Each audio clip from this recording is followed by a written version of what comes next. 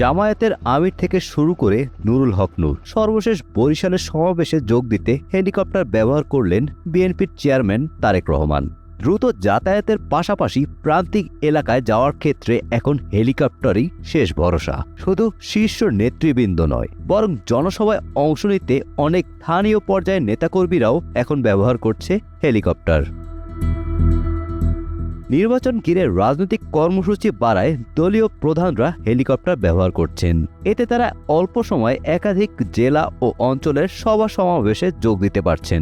বিশেষ বাস থাকলেও সময় বাঁচাতে আকাশপথ বেছে নিচ্ছেন অনেক নেতা।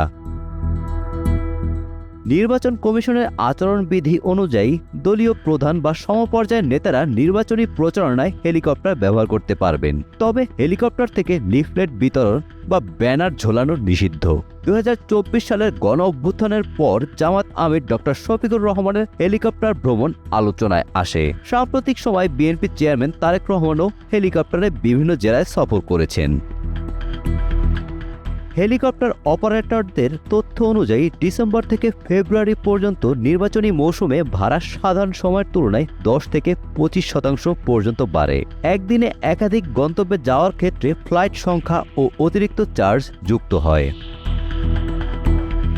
এক ইঞ্জিন বিশিষ্ট হেলিকপ্টারের ভাড়া ঘন্টায় 65 থেকে 75,000 টাকা। বড় এক ইঞ্জিনের ভাড়া 1 লাখ টাকারও বেশি। 2 ইঞ্জিন বিশিষ্ট হেলিকপ্টারের ভাড়া ঘন্টায় প্রায় 2,20,000 টাকা। বুকিংয়ের ক্ষেত্রে যাত্রার অন্তত 24 ঘন্টা আগে সংশ্লিষ্ট প্রতিষ্ঠানের সাথে যোগাযোগ করতে হয়। 1999 সালে দেশে হেলিকপ্টার সেবার প্রথম চালু হয়। বর্তমানে 13টি বেসরকারি প্রতিষ্ঠান এই খাতে সেবা দিচ্ছে।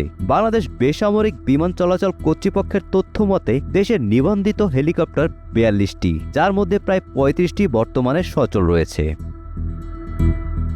হেলিকপ্টার খাতের সংশ্লিষ্টরা বলছেন, এখন হেলিকপ্টারে ভ্রমণ আর শুধু বিলাসিতা নয়, কর্পোরেট যাতায়াত, বিদেশি বিনিয়োগকারী আনা নেওয়া, ঈদের আগে বাড়ি ফেরা, পর্যটন এবং জরুরি রোগী পরিবহনেও এই সেবার ব্যবহার বাড়ছে। নির্বাচনী মৌসুমে চাহিদা বাড়ায় ভাড়াও কিছুটা বেড়েছে। Golam Rabbani, Times today.